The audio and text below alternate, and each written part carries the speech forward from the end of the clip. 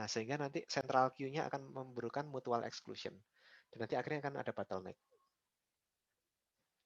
Preemptive thread atau thread-thread yang bisa dikosongkan sepertinya tidak akan mungkin, unlikely ya, sangat tidak mungkin untuk melanjutkan eksekusi di prosesor yang sama.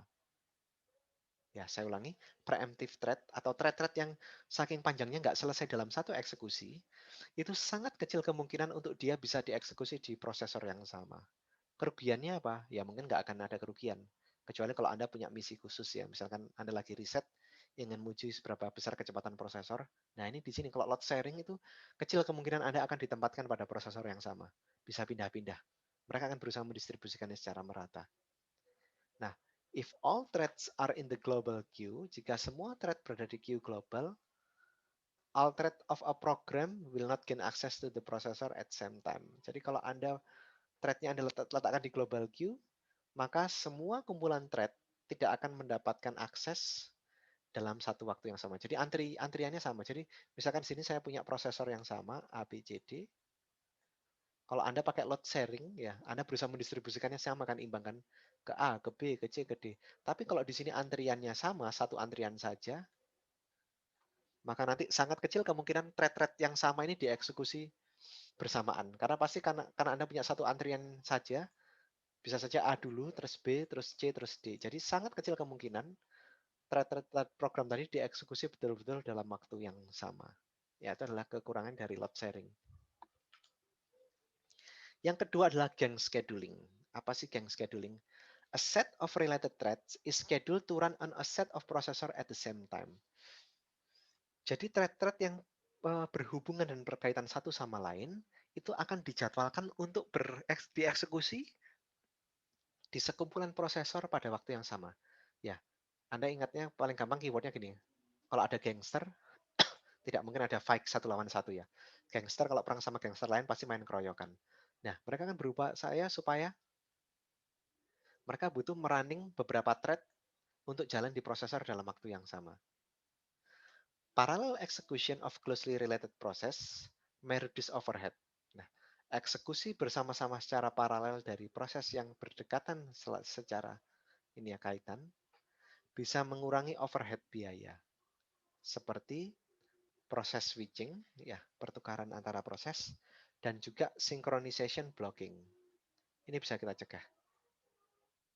Jadi synchronization blocking ini keblok itu bisa kita rubah kalau kita pakai gang scheduling.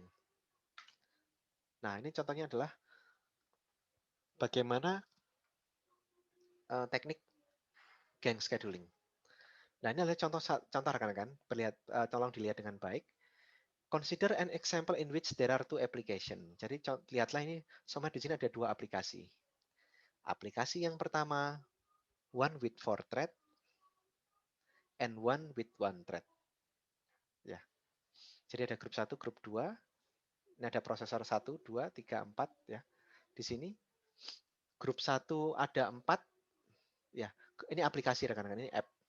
App ini butuh 4 thread eksekusi.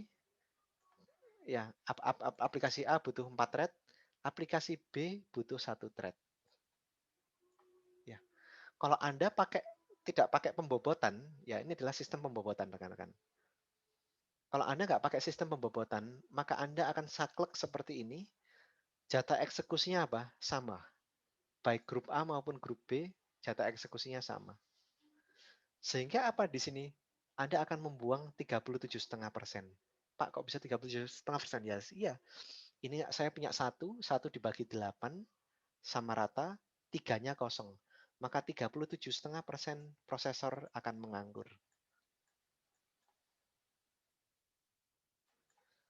Baik, terus bagaimana Pak? Kalau saya punya problem seperti ini, apa yang harus saya lakukan? Nah, Anda nggak boleh membagi waktunya sama rata seperti ini.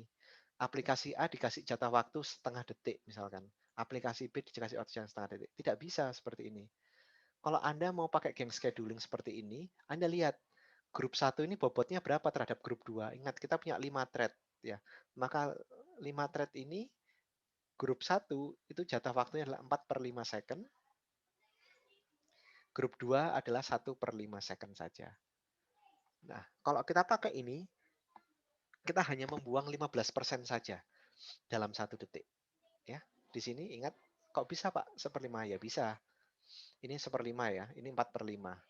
Maka di sini ini adalah 4/5 kali 4, ya 4/5 bagian dikalikan dengan 4, ini adalah berarti 3 kali 1/5 bagian. Ya, 3 kali 1/5 bagian. Jadi ini ada berapa nih di sini rekan-rekan? Ini ada 4/5 kali 4. 4/5 kali 4. Ini di sini ada 18/5 totalnya di sini yang kiri. Kalau di sini ada 1/5, ya 1/5 kali 4. Ini berarti 4/5 ya, sorry. Ini 4/5 kali 4, ini ada 1/5 kali 4. Atau 4/5, ini 16/5, totalnya 20/5. Nah, 20/5, totalnya 20/5, yang terbuang adalah 4/5. Sorry, yang terbuang adalah 3/5. Ya, 3/5 dibagi dengan 20/5, yang nanti ada coret-coret sendiri ya, 3/20 atau sekitar 15%. Oke, yang terbuang di sini hanya 15% saja utilisasi. Nah, ini adalah mekanisme gang scheduling pakai pembobotan, rekan-rekan.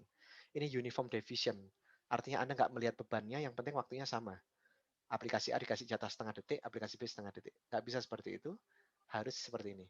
Maka nanti grup 1 jatahnya adalah 4/5 detik, yang ini jatahnya adalah 1/5 detik saja. Dan adalah gang scheduling. Nah, algoritma yang ketiga namanya dedicated processor assignment. Tadi ada load, yang pertama tadi apa? Load sharing. Kalau di load sharing rekan-rekan bebas. Pokoknya prosesor terserah mau dieksekusi siapapun. Saya punya sekumpulan proses, monggo bisa dieksekusi oleh prosesor siapapun selama mereka adil dalam berbagi tugas.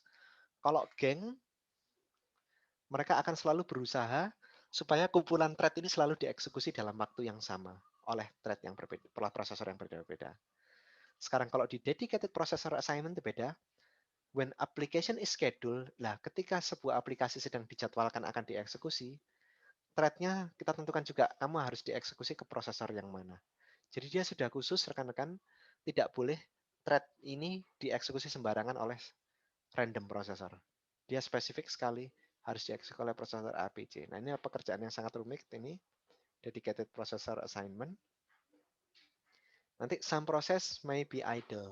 Ya, bisa jadi nanti beberapa prosesor bisa idle di sini, yang nganggur karena nggak dapat kerjaan. Ya, but di dalam sistem yang paralelnya sangat tinggi seperti cloud, processor utilization is less important than effectiveness. Ya, kalau di cloud ini nggak penting, prosesor utilisasi nggak full bekerja nggak apa-apa, karena fokus mereka adalah energy saving atau hemat energi. Jadi kalau di sistem-sistem cloud yang tinggi, tidak harus semua prosesor itu sibuk nyari kesibukan. Kalau nggak ada kesibukan ya diam aja gitu. Nah, tapi di sini mereka akan bisa sangat efektif ya kalau Anda pakai high parallel system di cloud. Nah, avoiding process switching speed up program ya. Semakin Anda menghindari proses switching atau bergantian antara proses mana yang akan dieksekusi, program Anda akan semakin cepat dieksekusinya. Nah, ini adalah application speed up ya. Anda lihat ini rekan-rekan. Anda tahu problem ini ya, perkalian matriks sama FFT. Ada yang pernah tahu problem FFT? Fast, apa rekan-rekan? Fast Fourier Transform ya. Itu Anda nanti akan mendapatkan fast Fourier Transform itu di mata kuliah. Apa ya? Saya kok lupa. Setelah matematika diskrit, Anda dapat linear algebra enggak? Dapat nggak rekan-rekan? Dapat, Pak. Oh ya, sudah ngitung FFT belum ya? Fast Kalau Fourier untuk transformasi Fouriernya sudah sempat, tapi nggak terlalu mendalam. nggak mendalam ya. Oke. Nah, ini rekan-rekan, ini contoh bagaimana ternyata ya Anda pakai multiple thread itu tidak terlalu efektif rekan-rekan. Lihat ini ya. Garis yang putus-putus ini, nah ini menarik. Saya habis ini mau tanya ke Anda. Garis putus-putus ini operasi perkalian matriks multiplikasi, perkalian matriks biasa ya. FFT ini sama juga fast Fourier transform, itu operasinya nggak cuman perkalian saja, tapi ada integralnya dan lain-lain. Lihat ini, rekan-rekan. Ternyata meskipun mereka banyak sekali tugas paralelnya ya. Tugas paralelnya artinya bisa dieksekusi dalam waktu yang sama oleh banyak prosesor.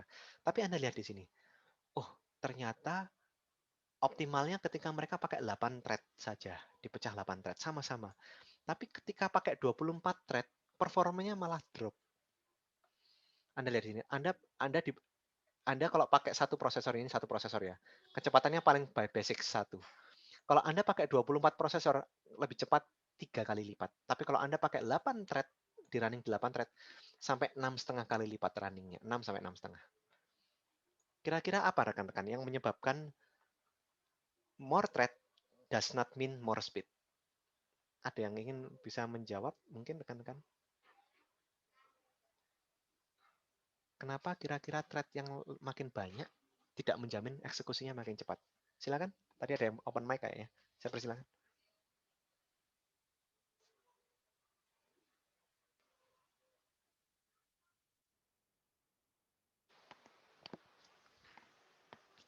Silakan rekan-rekan. Mungkin ada yang ingin menjawab. Kira-kira kenapa ya?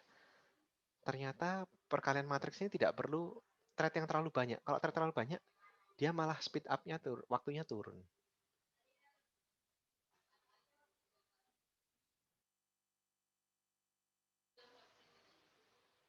Oke.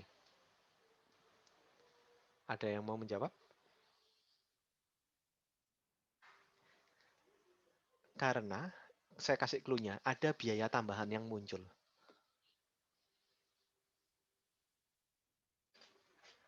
Ya, baik.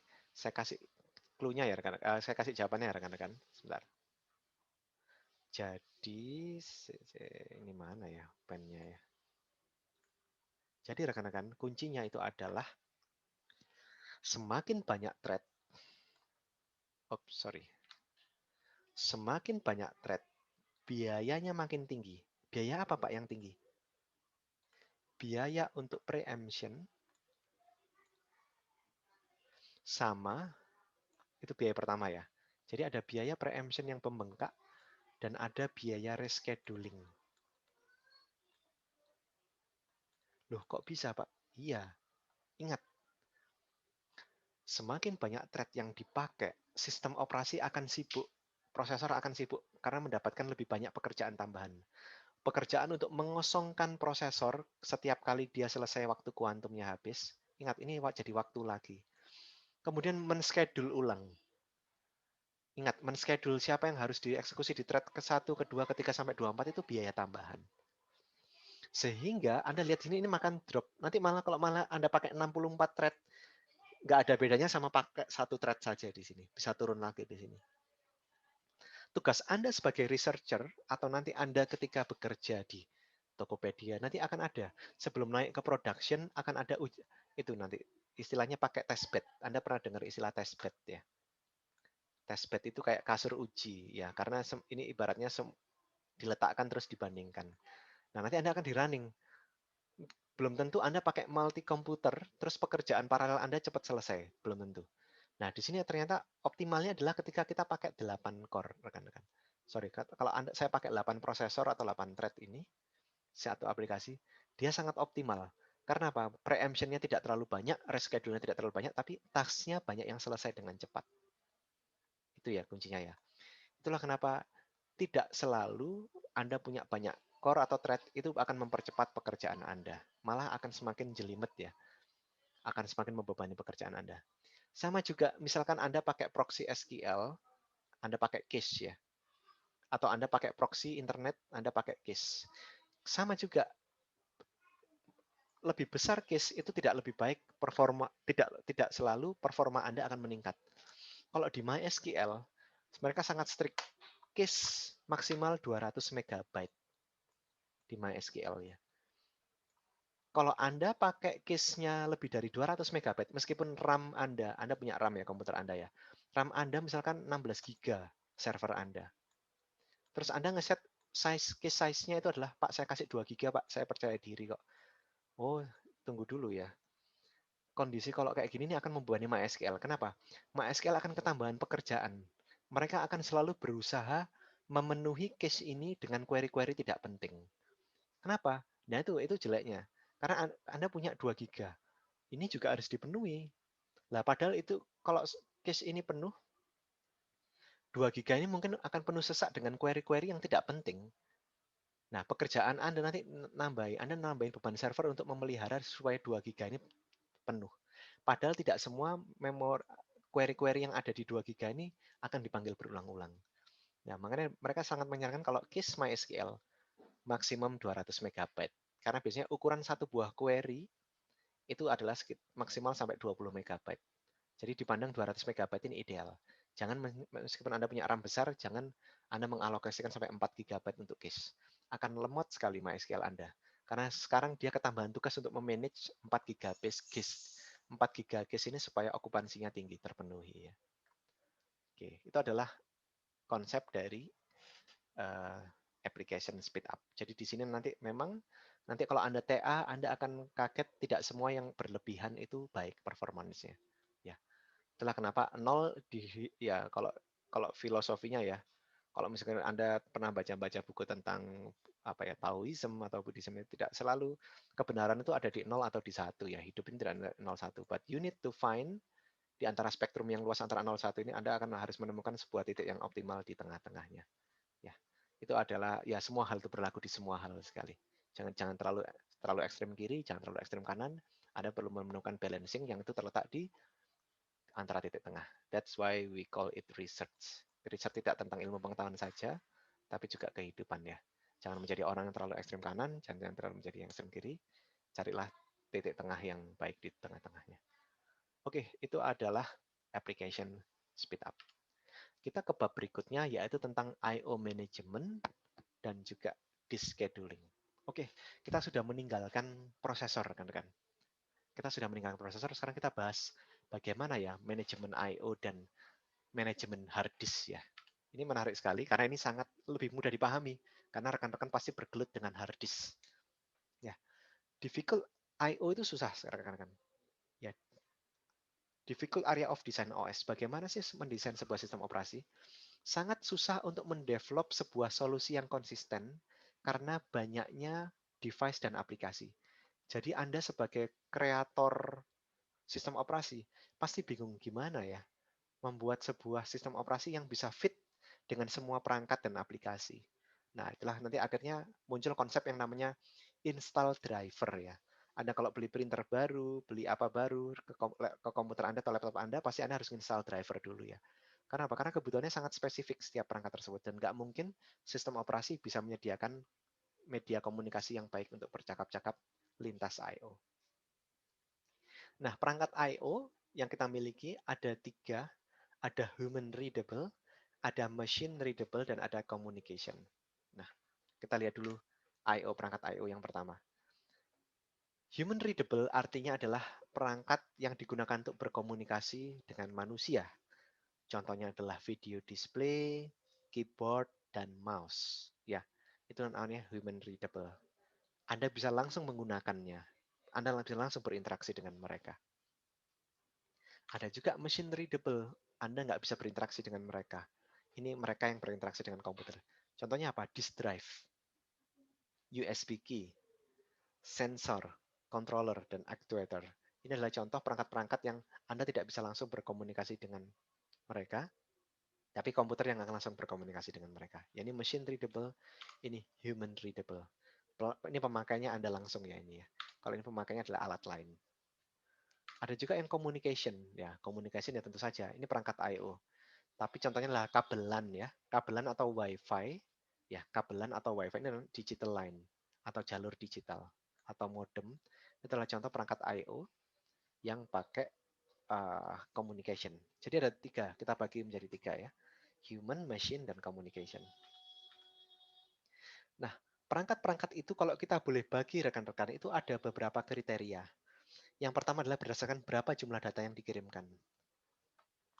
Kemudian bagaimana aplikasinya, perlu aplikasi atau tidak mereka.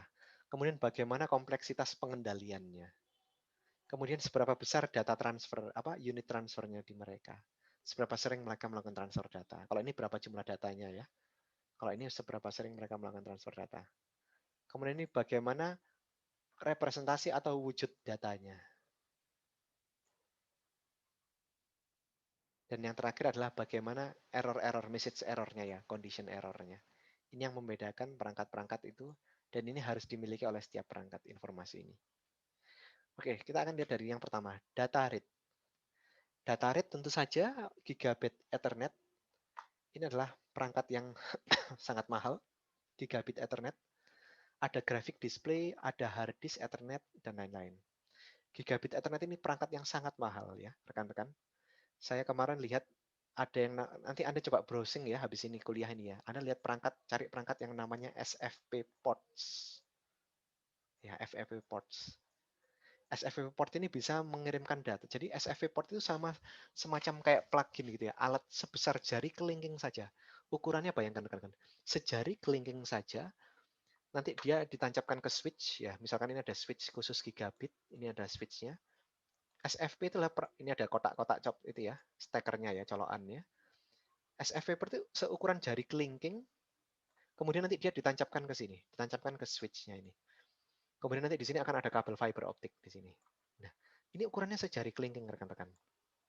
Saya pernah lihat yang paling mahal, dia ya bisa memancarkan sampai 10 gigabit data. Bayangkan, 10 gigabit itu besar sekali.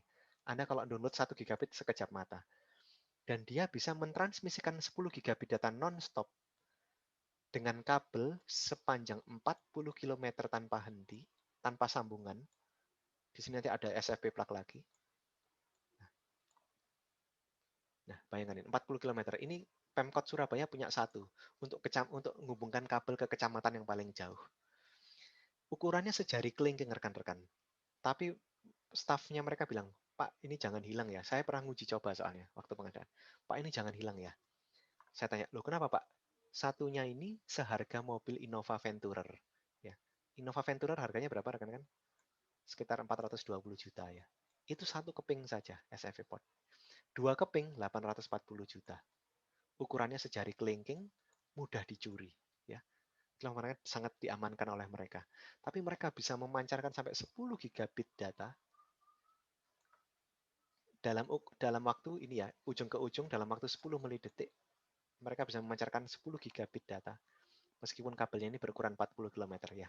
40 km ini mungkin jarak antara ITS sampai Gresik ujung gitu ya rekan-rekan.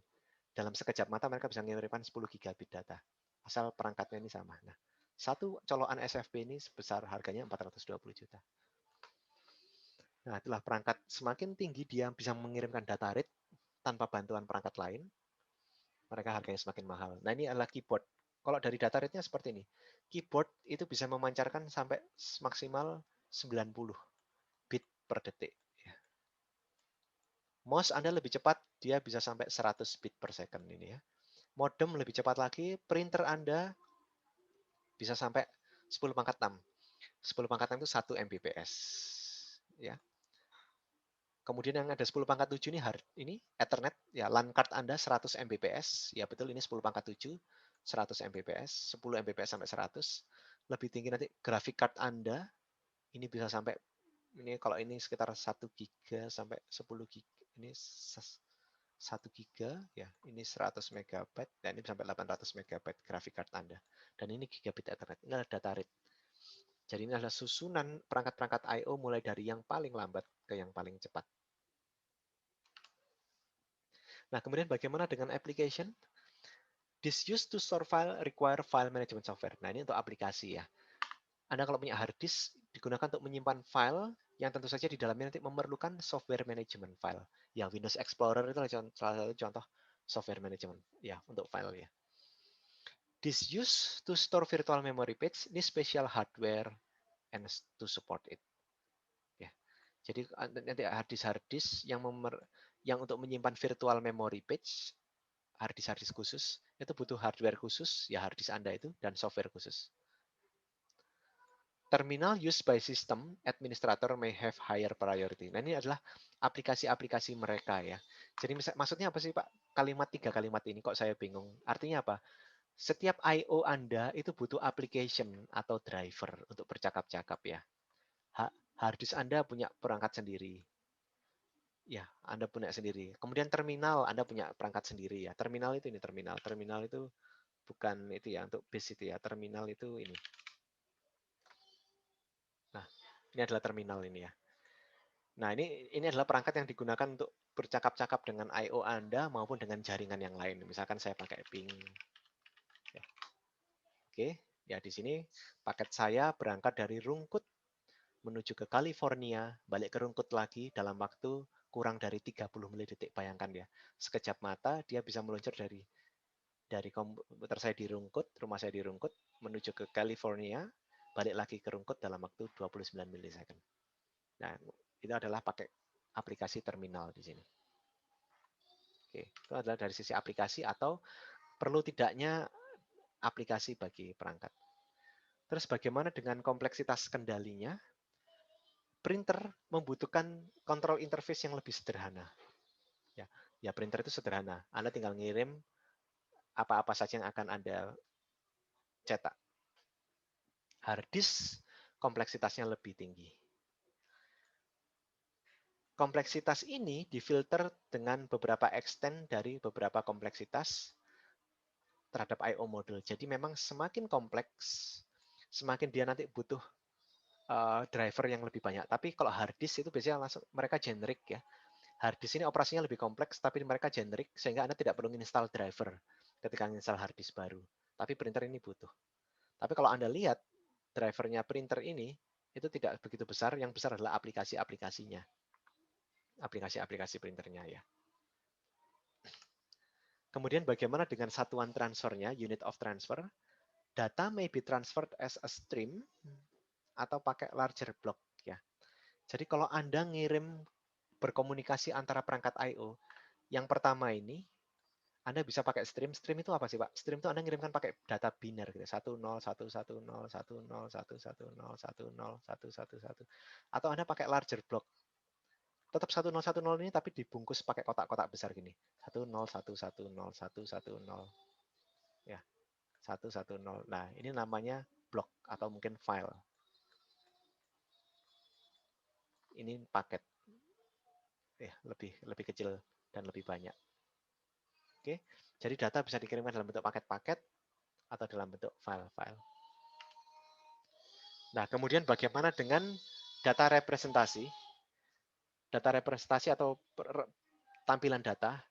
Nah, di tampilan data itu nanti bisa pakai skema encoding yang berbeda-beda tergantung perangkatnya. Ini termasuk dalam karakter code dan parity convention. Contohnya apa? Ya, kalau mungkin Anda pernah video encodingnya ada itu ya, MPEG, ada AVI, ada apa lagi format video, MPEG, AVI, H264 misalkan. Ini semuanya adalah encoding, ya encoding. Nah ini adalah format datanya seperti apa nanti encodingnya. Ini adalah termasuk bagaimana ketika data itu dipertukarkan satu sama lain, mereka pakai format seperti ini. Ini akan setiap encoding ini akan mempunyai karakter-karakter khusus. Oke. Nah, kemudian ada juga error condition. Nah, setiap perangkat punya message error-nya sendiri-sendiri. Ya, setiap perangkat punya message error-nya sendiri-sendiri. Nah, nanti berarti sama nanti error-nya printer Anda itu punya kode sendiri. Misalkan printer Anda lagi ngeprint, kertasnya habis. Mereka punya pesan error sendiri, kodenya beda. Hard disk Anda tiba-tiba ada segmen yang tidak bisa terbaca atau filenya hilang. Mereka akan mengeluarkan pesan error sendiri. Nah, nature error-nya setiap perangkat itu beda-beda. Itulah kenapa mereka punya aturan sendiri nanti. Bagaimana mereka melaporkan errornya, itu perlu diatur kodenya. Terus konsekuensinya apa nanti? Apakah printer Anda harus di restart atau langsung tekan tombol reset dan masukkan kertas tambahan? Itu adalah konsekuensi. Kemudian available range of response ya. Bagaimana nanti kemampuan sistem operasi memberikan respons terhadap error tersebut? Apakah bisa di-solve atau kalau tidak bisa di-solve harus disajikan ke user supaya user yang menentukan bagaimana penyelesaiannya. Nah, itu adalah tentang I/O device. Baik, bagaimana sekarang organisasinya. Organisasinya I/O itu ada program I/O dan ada interrupt driven I/O. Ya, ada program I/O dan ada interrupt driven I/O. Contohnya seperti ini. Jadi ada yang no interrupt atau program I/O, ini no interrupt. Dan ada di sini I/O to memory transfer. Ini ya tag. Jadi kalau ini adalah I/O to memory. Jadi Anda punya data dari I/O, kemudian ditransfer ke I/O. I/O to memory transfer lewat prosesor. Ada juga I/O langsung ngomong ke memori. Jadi ada beda rekan-rekan ya. Kalau yang di A ini, Anda butuh bantuan prosesor untuk memindahkan data dari I/O disimpan ke memori. Kalau yang B ini Anda bebaskan I/O Anda untuk langsung bercakap-cakap di memori. Loh Pak, bedanya apa Pak? Bedanya adalah kalau di sini bisa dibagi. Ada no interrupt dan ada use of interrupt. Artinya apa ini? Ini program I/O. Ya. Ini I/O yang terprogram sehingga nanti I/O-nya itu bisa dieksekusi. Kan namanya juga ada programnya ya. Programnya ini nanti akan bisa dieksekusi oleh prosesor untuk mengirimkan data dan disimpan ke memori. Ini kalau tidak ada interrupt, tidak perlu interrupt ya. Kalau tidak perlu interrupt, berarti mereka bisa langsung minta tolong prosesor untuk langsung ngirim datanya. Tapi ada juga yang use of interrupt. Mereka sama-sama terprogram juga, cuman bedanya dia berbasis interrupt. Dia akan menyela prosesor supaya dia dieksekusi di sini. Itu namanya interrupt driven I/O. Jadi ada program I/O, dia memang perlu dieksekusi oleh prosesor, tapi dia tidak akan memberikan interrupt. Dia akan antri selayaknya proses biasa. Kalau di sini dia punya kemampuan untuk interrupt dan minta perhatian ke prosesor supaya segera dieksekusi. Ada juga nanti direct I/O to memory transfer. Ini otomatis. Jadi I/O-nya dia otomatis nanti bisa langsung transfer ke memori. Dan ini juga berbasis interrupt atau DMA. Ini yang sering digunakan sekarang ya, komputer zaman sekarang adalah ini. Kita pakai DMA, jadi pakai interrupt. Kalau ada data yang perlu mau dimasukkan dari I/O ke memori, mereka interrupt dulu, tapi kemudian nggak perlu bantuan prosesor, langsung disimpan ke memori. Dikerjakan secara mandiri. Nah, untuk menutup kuliah ini saya akan membahas bagaimana evolusi dari function. Kayaknya ini panjang sih, evolusi function. Evolusi function ini akan, oh ya, saya selesaikan aja, cuma 3 slide saja. Nah, bagaimana rekan-rekan komputer modern ini berevolusi terkait dengan I/O? Kalau zaman dahulu, ya, zaman komputer pertama kali diciptakan, komputer zaman dahulu besar sekali, ukuran satu komputer seukuran gudang. Prosesor bertanggung jawab untuk mengendalikan semua perangkatnya, termasuk I/O. Kemudian di evolusi komputer yang kedua, ada I/O controller atau I/O modul. Itu ditambahkan. Jadi prosesor punya perangkat-perangkat tambahan yang namanya I/O modul atau I/O controller. Nanti dia bisa melakukan ini, prosesor bisa melakukan kontrol terhadap I/O tanpa interrupt. Ya, ini adalah komputer yang pertama ini ya. Ini. Tanpa interrupt ini ya. Programan I/O ini adalah komputer yang versi pertama, versi kedua. Jadi di sini setiap prosesor akan punya modul dan nanti dia akan pakai untuk itu interrupt. Nah, di sini prosesor tidak perlu handle detail dari external devices-nya. Nah, inilah perkembangan komputer yang kedua. Jadi mereka pakai program I/O dan tidak perlu interrupt. Nah, tentu saja yang paling modern itu adalah yang pakai interrupt. Kenapa sih Pak kok interrupt dibilang modern? Interrupt kan ganggu. Tidak. Dengan kemampuan Anda untuk melakukan interrupt, Anda akan meningkatkan response time. Karena biasanya hal-hal yang perlu interrupt itu adalah ketika user melakukan klik mouse misalkan. Mau saya klik, saya pengen melihat ini. Atau saya mau menggambar ini. Ini sebenarnya ketika saya menggambar bentuk ini, itu mouse saya segera mengirimkan interrupt. Bayangkan kalau saya pakai komputer zaman dahulu, tidak ada interrupt. Maka saya menggambar di layar seperti ini, tidak akan langsung muncul ke layar. Menunggu giliran nanti dieksekusi. Ya, lambat. Nah, komputer yang modern itu pakai interrupt. Artinya mereka bisa langsung menyela prosesor dan supaya saya segera disampaikan. Bedanya adalah kalau ini perlu bantuan prosesor, kalau ini tidak perlu bantuan prosesor, I/O-nya bisa langsung nulis di memori, perangkat-perangkat modern ya. Nah, inilah masih yang pertama tadi. Ini dia pakai ini, program I/O. Oke, dan kemudian sekarang kita ke komputer yang ketiga. Komputer yang ketiga kita pakai controller or I/O module with interrupts ya. Dia pakai interrupt. Dia pakai interrupt. Jadi di sini ini kita pakai yang ini. Dia tetap butuh bantuan prosesor tapi dia bisa interrupt. Efisiensi improve. Nah, kemampuan efisiensinya naik karena sekarang prosesor tidak perlu waktu untuk menunggu ketika I/O operation itu perlu dilakukan. Jadi nanti bisa langsung dia mengirimkan pesan, langsung bisa dieksekusi. Nah, ini yang komputer yang agak modern pakai DMA, ya komputer tahun 90-an 2000 itu. Ini bisa langsung I/O bercakap-cakap dengan memori, nyimpen data di memori tanpa perlu bantuan prosesor. Prosesor cukup menentukan di pertama dan di akhir saja. Nanti habis itu nggak akan ganggu prosesor lagi. Sementara di komputer yang sangat modern sekarang, I/O module is a separate processor. Ya, di CPU Anda sekarang, di prosesor Anda itu ada modul I/O-nya. Jadi di dalam prosesor nanti ada modul utama, prosesor utama, dan mereka ada modul I/O controller di sini. Ya, ini adalah komputer mulai Pentium ini, mereka pakai seperti ini. Ini ada prosesor utama, dan mereka punya I/O modul sebagai prosesor yang terpisah. Dan ini yang komputer modern, ini untuk sekelas server saja. Mereka punya prosesor khusus yang berbeda dengan prosesor eksekusi, dan ini untuk I/O. Nah, ini bedanya. Kalau ini adalah komputer zaman prosesor yang kita gunakan di laptop kita, ini adalah prosesor khusus server, di mana nanti I/O modul punya memori sendiri-sendiri. Nah, ini biasanya untuk komputer pengolahan grafis itu ya, rekan-rekan. Kalau rekan-rekan kerja di pengolahan grafis, mereka punya prosesor sendiri khusus untuk handle ini. Ya, semacam GPU tapi punya memori sendiri. Nah, commonly used to control communication with interactive terminal. Ya, ini adalah contoh penggunaannya. Oke, itu adalah bagaimana komputer mengorganizer I/O. Itu adalah akhir dari kuliah kita saat ini. Nanti yang untuk tambahannya akan saya siapkan dalam video. Ya, kita akan ketemu lagi di minggu depan. Apakah ada pertanyaan rekan-rekan sebelum saya akhiri kuliah ini? Saya persilahkan. Sih, Pak. Ya, silakan Mas. Boleh bertanya, Pak? Yang mengenai Silakan. agak Gimana di Mas? luar dikit, Pak. Paket Silakan. loss dalam internet tuh, Pak? Oke. Paket loss di internet. Ya, ini memang belum waktunya Anda belajar jaringan komputer ya. Tapi paket loss itu apa paket loss?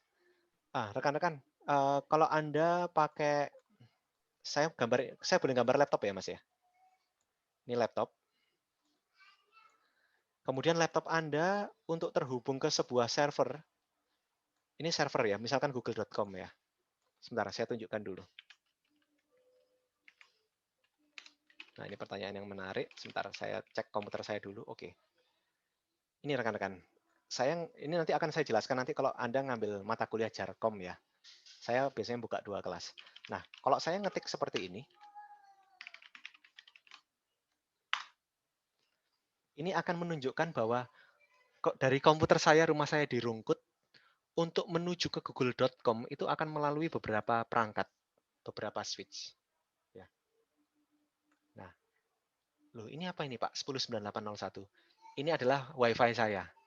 Ini sudah masuk ke perangkatnya MNC Play. Ini masuk MNC Play, MNC Play, MNC Play. Ini sudah MNC Play Jakarta. Ya. Ini nanti ini udah mulai, ini IP Singapura. Oh enggak, ini masih Moratel. Ini masih di Jakarta ini. Sorry, ini masih di Jakarta. Ini MNC Play lokal, ini Moratelindo, dia di Jakarta. Nah ini, Pak, kalau ping tadi kan cepat 30 menit detik. Kenapa kok traceroute lama? Traceroute ini agak lama, soalnya dia ada prioritas, dia tidak diprioritaskan, dia menunggu jawaban dari server ya. Nah, ketika sudah IP 74 sama 108, ini sudah keluar ya. Ini sudah IP Singapura ini. Ini IP Singapura, biasanya nanti dia lewat Taiwan. Oh, sebentar.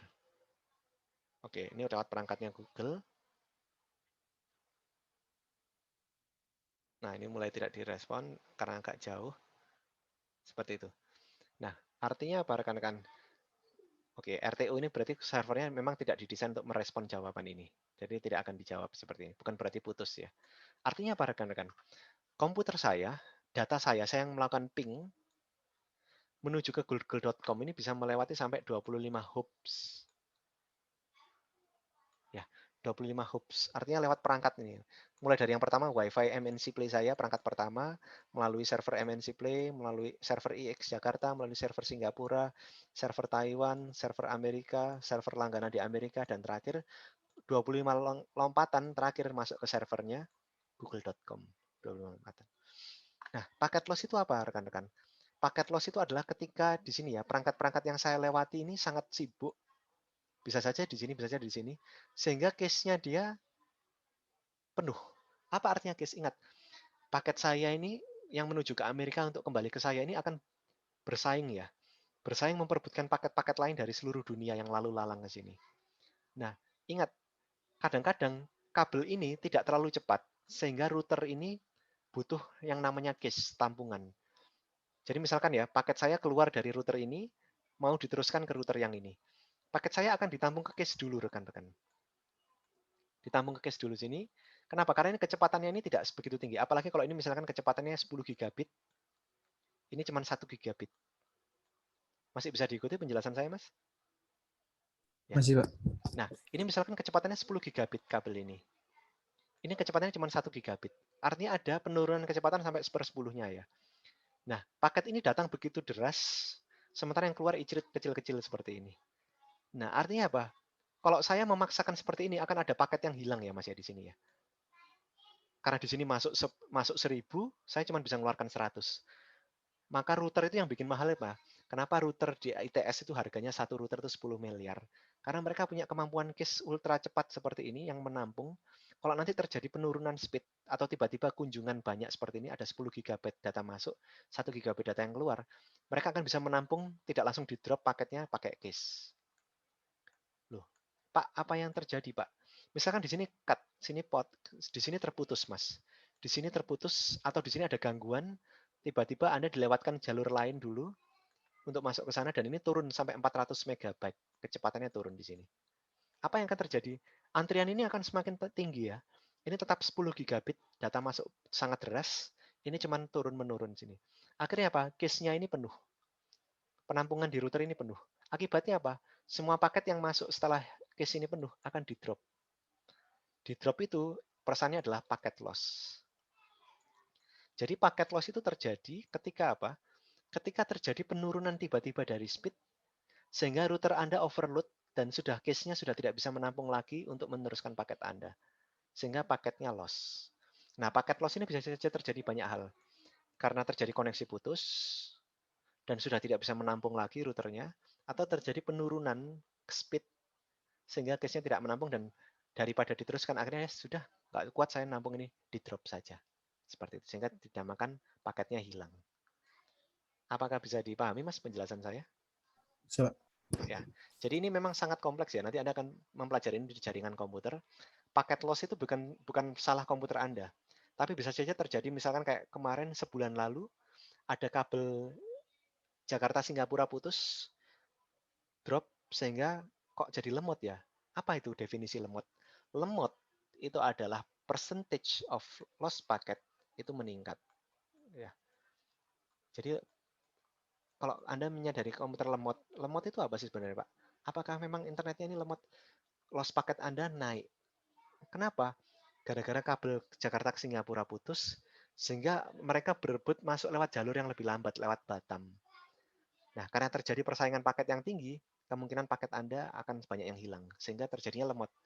Untuk mendapatkan gambarnya saja, mereka harus mengirimkan paket berulang-ulang, sehingga jadi lambat, seperti itu. Oke, kira-kira seperti itu penjelasan saya, rekan-rekan. Apa ada pertanyaan lain? Baik, jika tidak ada, izin saya akhiri ya kuliahnya. Terima kasih atas kehadiran rekan-rekan sekalian. Nanti jangan lupa untuk mengecek ke MyTest Classroom, barangkali ada pengumuman ya. Terima kasih, selamat siang, salam sejahtera untuk kita semua. Wassalamualaikum warahmatullahi wabarakatuh. Assalamualaikum warahmatullahi wabarakatuh. Ya, terima kasih, izin saya akhiri.